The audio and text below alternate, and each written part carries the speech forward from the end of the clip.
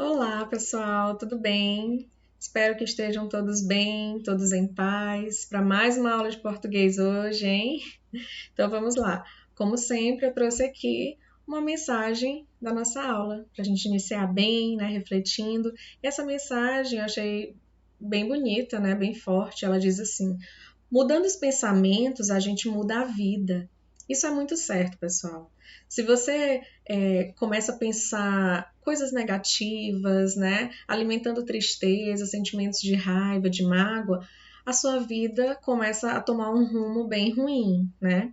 Parece que tudo de ruim, de terrível começa a acontecer.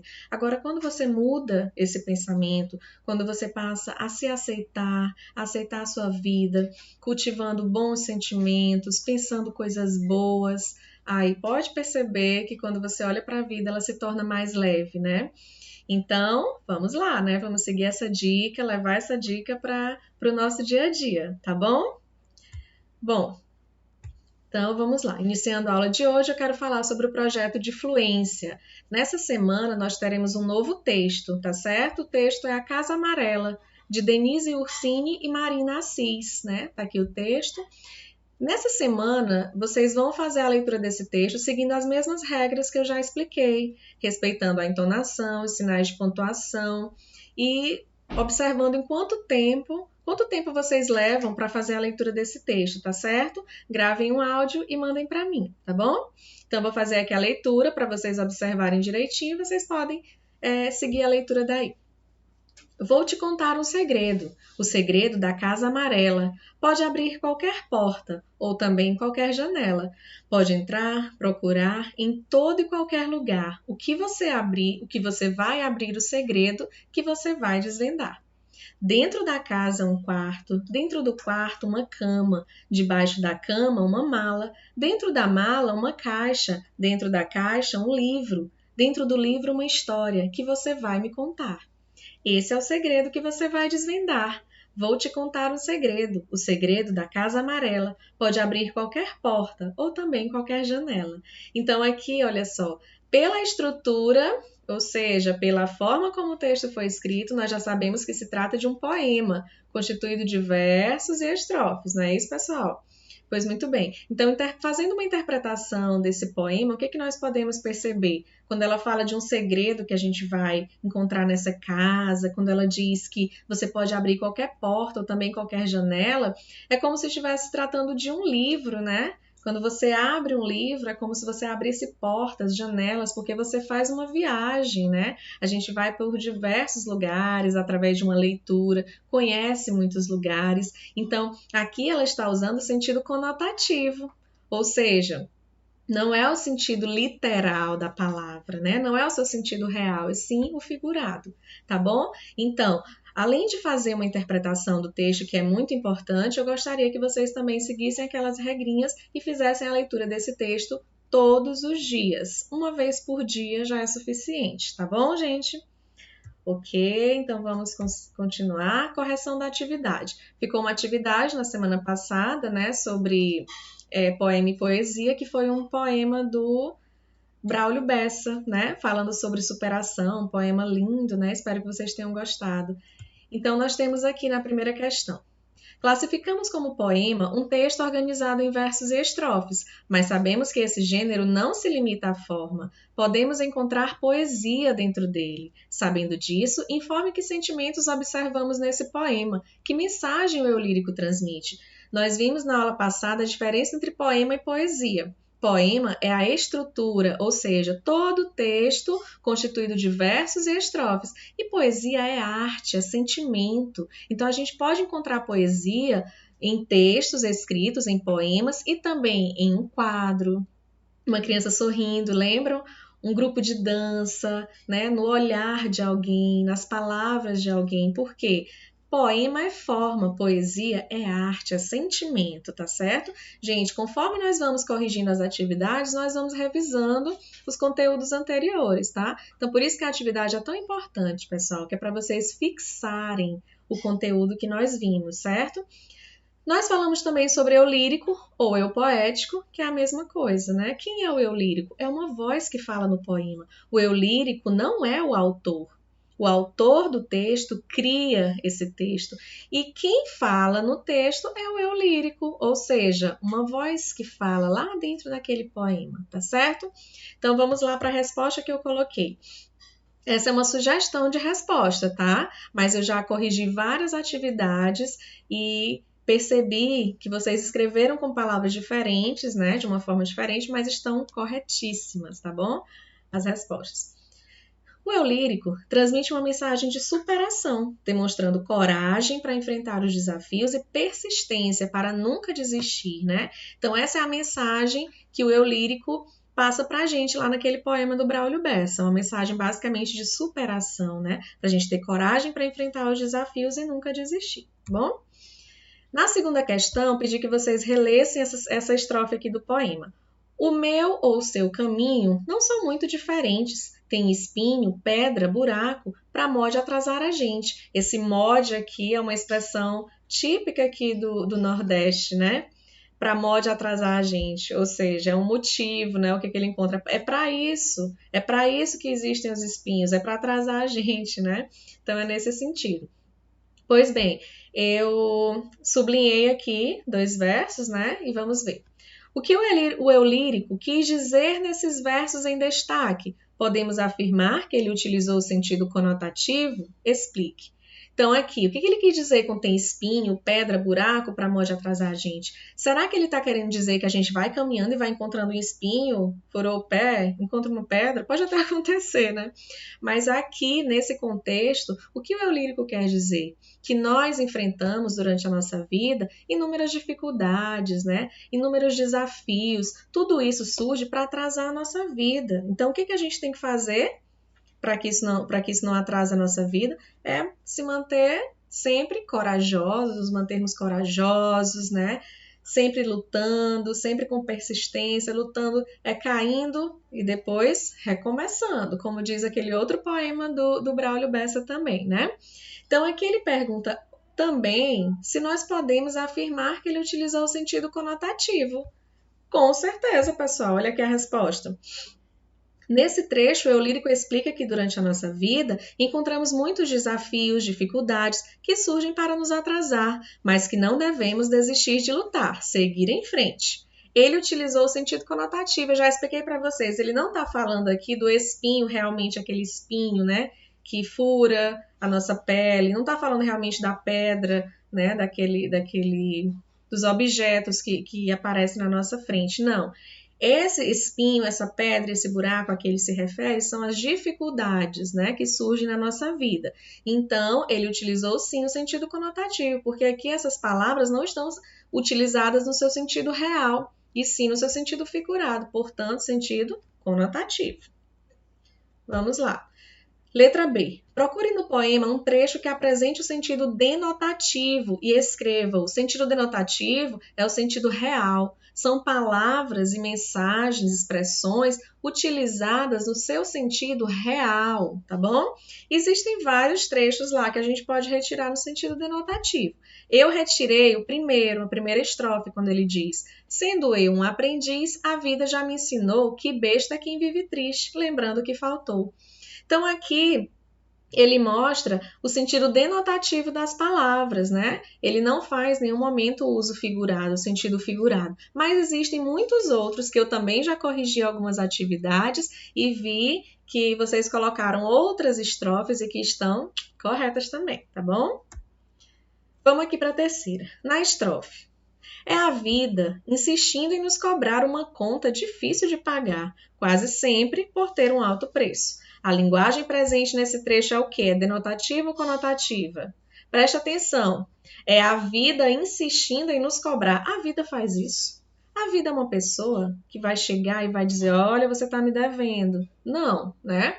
Então, aqui o que ele quis dizer? A vida está cobrando uma conta difícil de pagar, que quase sempre por ter um alto preço. Nesse caso, gente, ele está usando a linguagem conotativa, né? Porque ele está querendo dizer que, basicamente, ele quer dizer que tudo que a gente já fez de errado acaba voltando para a gente, né? Então, a gente vai ter que prestar contas com a vida sobre o mal que nós causamos. Então, ele está utilizando esses versos, essa linguagem no sentido conotativo e não no sentido real, tá bom? Vamos lá. Sobre a estrutura desse poema, indique qual a quantidade de versos. Nós estudamos que verso é cada linha do poema. Olha aqui nesses trechos, ó. Um verso, aqui é outro, aqui já vem mais um e aqui é outro. Ou seja, cada linha que nós encontramos no poema nós chamamos de verso. Contando todas estas linhas, nós temos 40 versos, tá bom? E a quantidade de estrofes? Nós vimos que a quantidade de estrofes, a estrofe é justamente um bloco de versos. Então, eu pego um conjunto de versos e coloco ali como isso aqui, ó, como esse aqui vermelhinho e esse outro. Aqui nós temos estrofes, que são um conjunto de versos, tá bom? Contando as estrofes de lá, nós temos 11 estrofes. Lembrando que aqui nos versos eu não conto com o título nem com o nome do autor, tá certo? Muito bem. Aí nós temos aqui, ó, as rimas, né? Que eu pedi para vocês retirarem das estrofes os pares de rimas existentes.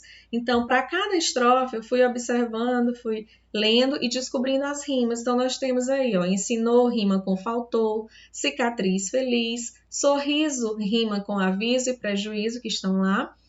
Diferentes gente, nada topada, recomeço, tropeço, cobrar, pagar, desistir, resistir, mudança, esperança, criador, dor, caminhada, pesada. Então percebam como nós já vimos, rimas são palavras que possuem sons parecidos ou até iguais, né? Como no caso aqui. Então sempre que nós tivermos palavras com som bem parecido ou com som igual, nós dizemos que essas palavras são rimas. Tá certo, pessoal? Muito bem, tarefa corrigida. Vamos então iniciar o nosso assunto de hoje, que é figuras de linguagem, tá bom? Vamos ver aqui. Olha o bonequinho em dúvida, meu Deus. O que são figuras de linguagem? Vem o coleguinha responder. As figuras de linguagem são recursos linguísticos a que os autores recorrem para tornar a linguagem mais rica, expressiva. Aí o outro tem mais uma mensagem. As figuras de linguagem exprimem também o pensamento de modo original e criativo, exploram o sentido não literal das palavras, ou seja, aqui entra de novo o sentido conotativo. Se não está explorando o sentido literal, então o sentido utilizado nas figuras de linguagem também é o sentido conotativo. Agora nós vamos conhecer algumas figuras de linguagem para a gente compreender melhor do que se trata. Metáfora. O que é a metáfora? É uma espécie de comparação implícita que a gente não consegue perceber através de uma palavra, tá? Em que o elemento comparativo não aparece. Eu trouxe aqui 2 exemplos. O primeiro exemplo é uma comparação, quando ele diz assim: seus olhos são como luzes brilhantes. Nesse caso, está bem claro que o elemento comparativo aparecendo aqui, que é o como. Eu estou comparando os olhos, os seus olhos, a luzes brilhantes. Então, eu estou fazendo uma comparação. Isso acontece na comparação, mas na metáfora, este elemento aqui, ó, o como, não aparece. Olha o exemplo. Seus olhos são luzes brilhantes. Isso aqui é uma metáfora. Por quê? Ele está comparando os olhos a luzes brilhantes, mas aqui não tem o elemento como, né? Ele não está dizendo, seus olhos são como, não tem esse elemento. Quando esse elemento não aparece, quando como não aparece, significa que isso daqui é uma metáfora, tá bom? É uma figura de linguagem chamada metáfora, certo? Vamos para a próxima. Hipérbole. Indica o exagero intencional do enunciador, aquela pessoa que está falando. Olha o exemplo. Estou morrendo de sede. Será que toda vez que a gente fala que está morrendo de alguma coisa, realmente nós estamos morrendo? Não. Nós estamos apenas exagerando, né? Porque a gente quer chamar mais atenção, a gente quer mostrar o quanto a gente está sentindo aquilo. Ou seja, a minha sede está tão grande que eu uso o termo morrendo para indicar como eu estou com sede, né? Com muita sede. Então, a hipérbole é isso, é quando você exagera, né? Eu estou morrendo de sede, né? Eu morri de rir. Então, tudo isso, quando tem esses exageros, nós dizemos que a figura de linguagem é a hipérbole, tá? Aí nós temos também o eufemismo, que é o contrário da hipérbole. Enquanto a hipérbole exagera, chama atenção, o eufemismo já tenta suavizar. Olha aqui. Tem o objetivo de suavizar uma palavra ou expressão que possa ser rude ou desagradável. Exemplo, ele foi morar junto com Deus, quando se pretende dizer que alguém morreu. Então, quando você não quer usar essa expressão, olha, ele morreu, né? Que às vezes isso causa um espanto, né? A pessoa, nossa, se sente, meu Deus, eu tô muito triste, foi uma notícia muito forte de se dar. Então, para suavizar essa notícia que já é tão difícil, tão ruim, desagradável, você usa um eufemismo, ou seja, ele foi morar junto com Deus. O que eu estou querendo dizer com isso? Que a pessoa morreu, né? Então, nesse caso aqui, quando tem a intenção de suavizar uma palavra, uma expressão, uma mensagem, nós dizemos que a figura de linguagem é eufemismo, tá certo? Vamos para a próxima, antítese. Caracterizada pela apresentação de palavras de sentidos opostos. Exemplo, viver e morrer são as coisas mais naturais do mundo. Então, numa mesma frase, o que eu utilizei? Eu utilizei palavras de sentidos opostos. Qual é o contrário de viver? É morrer. Então, sempre que eu encontrar essas palavras opostas numa mesma frase, ali foi utilizada a figura de linguagem antítese. O mesmo caso aqui de a alegria e a tristeza fazem parte da minha vida. Então, aqui nós temos duas palavras antônimas, contrárias, alegria e tristeza. Contrário de tristeza, alegria. Contrário de alegria, tristeza. São palavras opostas numa mesma frase? Sim. Então, nós temos aí a antítese. São palavras opostas utilizadas numa mesma frase, tá bom? Vamos para a última. Personificação. Utilizada para atribuir sensações, sentimentos, comportamentos, características e ou qualidades essencialmente humanas, seres animados, aos objetos inanimados ou seres irracionais. Vamos compreender melhor no exemplo. Quando eu digo assim, o dia acordou feliz e o sol sorria para mim. O dia é uma pessoa para que eu possa dizer que ele acordou e acordou feliz? Não. O sol também é uma pessoa para que eu diga que ele estava sorrindo para mim? Também não. Então, aqui, quando você atribui características, sentimentos, né, qualidades humanas a seres que não possuem, que não são humanos, nós dizemos que aí foi utilizada a personificação. Foi essa figura de linguagem utilizada, tá bom? Então, aqui é sentido conotativo. Quando eu digo que o dia acordou feliz, eu quero dizer que quem está feliz, na verdade, sou eu, né? Algo de bom vai acontecer naquele dia, porque eu estou muito feliz. Então, eu utilizo o sentido conotativo. E aqui, após a erupção do vulcão, o fogo dançava por entre as casas. Fogo é uma pessoa para dançar? Não.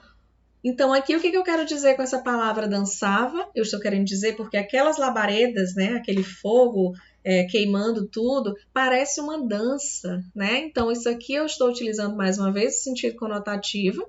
E quando eu utilizo um sentimento, uma característica humana a um ser que não é humano, eu estou utilizando a figura de linguagem personificação. Tá bom, pessoal? Olha só, as figuras de linguagem são muitas, né? Então, nessa aula, nós estamos estudando apenas estas daí. Depois, nós vamos ver mais exemplos de figuras de linguagem, tá certo? Ótimo, então vamos lá. Bom, agora nós vamos analisar, né? Vamos encontrar, identificar essas figuras de linguagem dentro de trechos poéticos, tá?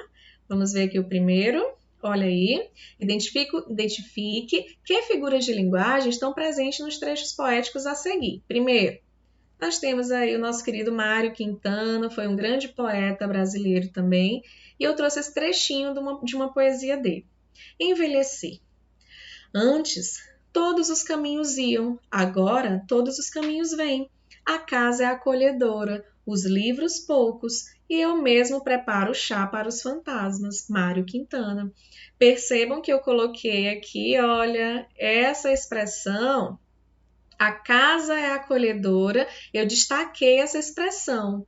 Nesse caso, o que eu estou fazendo aqui? Eu estou dando uma característica, um sentimento, um comportamento para um ser que não é humano. A casa não é humana, então como é que ela pode ser acolhedora? Então, quando eu dou uma característica humana para um ser que não é humano, que figura de linguagem é essa? Personificação, tá certo? Vamos para o próximo. Rubem Alves, né? Poeta da simplicidade. Então, nós temos aqui. Somos donos dos nossos atos, mas não donos dos nossos sentimentos. Somos culpados pelo que fazemos, mas não pelo que sentimos. Podemos prometer atos, mas não podemos prometer sentimentos. Atos são pássaros engaiolados, sentimentos são pássaros em voo. Eu também destaquei esses dois últimos versos, gente, quando ele diz que atos são pássaros engaiolados e sentimentos são pássaros em voo. O que ele está fazendo aqui, pessoal? Ele não está fazendo. Ele está comparando os atos a pássaros engaiolados, ao mesmo tempo em que ele também compara sentimentos a pássaros em voo. Só que ele utilizou aquele termo como. Está explícita essa comparação? Não, ela está implícita. Por quê? Não aparece a palavra como aqui, por exemplo. Atos são como pássaros engaiolados. É como se o como estivesse aqui escondidinho, não é? Nesse caso, quando eu estou fazendo essa comparação, mas eu não tenho o elemento como aqui, nós dizemos que aqui é uma metáfora, tá bom? Metáfora é isso, é uma comparação. Só que dentro dessa comparação eu não utilizo a palavra como, porque ela fica implícita, ela fica escondidinha ali, tá certo? Vamos ver o próximo. Gilberto Gil. Pela lente do amor, vejo tudo crescer, vejo a vida 1000 vezes melhor. Então aqui eu destaquei o verso, vejo a vida 1000 vezes melhor. Vocês acham aí, gente, que figura de linguagem é essa? Vocês acham que ele está exagerando? Muito, né? Quando eu digo, vejo a vida 1000 vezes melhor. Essa expressão é uma expressão de exagero. Qual é a figura de linguagem que representa o exagero? Hipérbole, não é isso? Então, toda vez que vocês encontrarem esses exageros aqui, 1000 vezes melhor, morrendo de rir, tudo isso, quando tem esse exagero, nós dizemos que a figura de linguagem aí é a hipérbole, tá bom? Vamos aqui para mais um. Gregório de Matos. Nasce o sol e não dura mais que um dia. Depois da luz, se segue a noite escura. Em tristes sombras morre a formosura. Em contínuas tristezas, a alegria.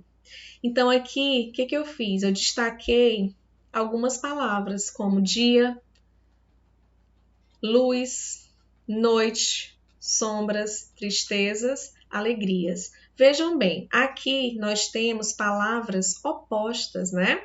Dia é o oposto de noite, luz é o oposto de sombras, tristezas é o oposto de alegria. Quando isso acontece, palavras opostas no mesmo trecho, como é que nós chamamos?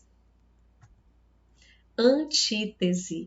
São essas palavras contrárias, com sentidos contrários, mas que estão no mesmo trecho, tá certo? Próximo. Manuel Bandeira. Quando a indesejada das gentes chegar, encontrará lavrado o campo, a casa limpa, a mesa posta, com cada coisa em seu lugar.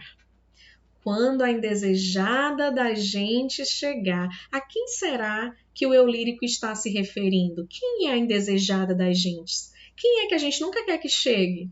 A morte, não é? Então, o que ele quer dizer quando a indesejada das gentes chegar? Ele poderia dizer simplesmente quando a morte chegar.